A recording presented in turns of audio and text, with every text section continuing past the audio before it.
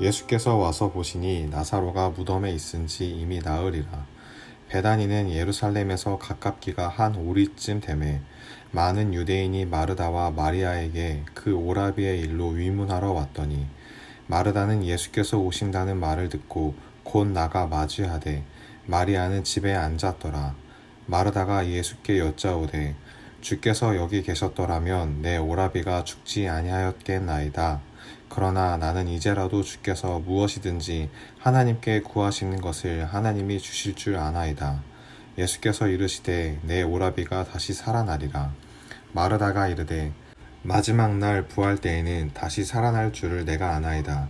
예수께서 이르시되 나는 부활이요 생명이니 나를 믿는 자는 죽어도 살겠고 무릇 살아서 나를 믿는 자는 영원히 죽지 아니하리니 이것을 내가 믿느냐.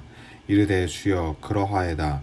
주는 그리스도시요 세상에 오시는 하나님의 아들이신 줄 내가 믿나이다. 아멘. 성도 여러분, 좋은 아침입니다. 어제에 이어 동일한 본문으로 한 번 더 말씀을 함께 나누도록 합니다. 오늘은 나사로의 부활이 갖는 성경적 의의를 함께 생각해 보겠습니다. 주님께서 마르다의 고백을 들으신 후 내 오라비가 다시 살아나리라고 친히 말씀하셨습니다. 이제 사도 요한은 생사의 주인 되신 예수님께서 만왕의 왕이시며 만유의 주 되시는 것을 1인칭으로 기록하고 있습니다. 이 1인칭으로 기록한 내용이 요한복음의 특징이기도 합니다.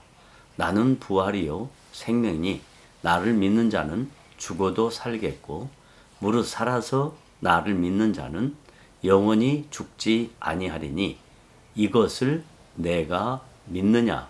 라고 예수님께서 친히 질문하십니다. 이 질문은 예수님께서 마르다에게 하신 질문이지만 모든 그리스도인들에게 물으시는 개인적이며 인격적인 신앙 고백의 핵심 내용입니다. 모든 인간은 인생을 마치고 죽음을 맞이할 수밖에 없습니다. 이것은 아담의 범죄로 인하여 모든 인간에게 주어진 하나님의 진노인 것입니다.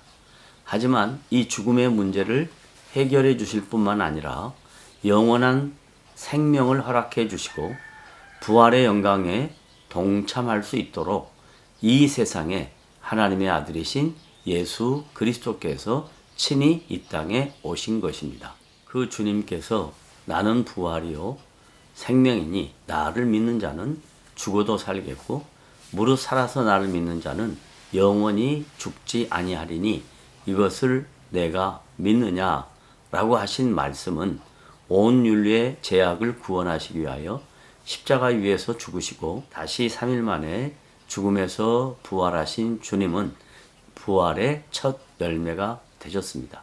그리하여 모든 믿는 자에게 부활의 영광에 동참할 수 있는 소망을 허락하신 것입니다. 이 놀라운 영적 진리를 누가복음 16장 19절로부터 31절 기록에 보면 부자와 나사로의 예화를 말씀하십니다. 이 사건에서 가장 중요한 영적 진리의 내용은 나사로와 아브라함이 약 2000년 이상의 시간의 차이를 두고 전혀 다른 공간에서 살았던 실존 인물들이었다는 것입니다. 이렇듯 두 사람은 서로 전혀 알지 못했던 자들이지만 영광의 부활에 동참했기에 함께 있을 수 있었던 것입니다.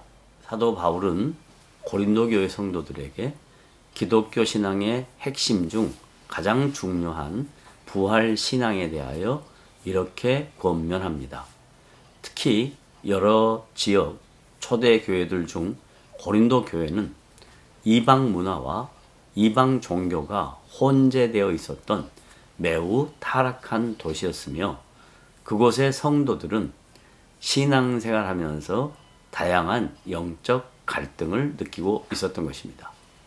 이들에게 가장 큰 위로와 도전이 되는 것은 기독교 신앙의 진리를 확고하게 붙잡도록 도와주는 일이었습니다.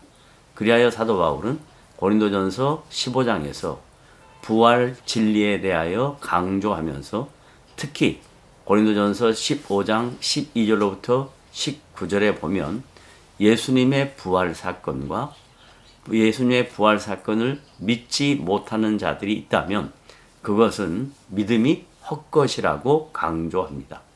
뿐만 아니라 예수 그리스도께서 다시 살아났으니 모든 성도들도 다시 살아날 것이라고 가르치며 또한 이 부활의 진리를 못 믿는 자는 매우 불쌍한 자라고 지적하고 있습니다. 뿐만 아니라 사도 바울은 데살로니가 교회 성도들에게도 동일한 위로의 말씀을 증거합니다. 데살로니가 전서 4장 13절로부터 18절에 보면 초대교회 성도들의 죽음은 잠자는 것이라고 증거합니다. 그러므로 소망 없는 세상 사람들처럼 슬퍼하지 말라고 권면합니다. 뿐만 아니라 주님이 재림할 때에 모든 믿는 성도들이 천사장의 소리와 하나님의 나팔 소리를 듣고 함께 공중에서 주를 영접하며 영광스러운 주님의 나라에 들어갈 것이라고 증거하면서 서로 위로하라고 권면하고 있습니다.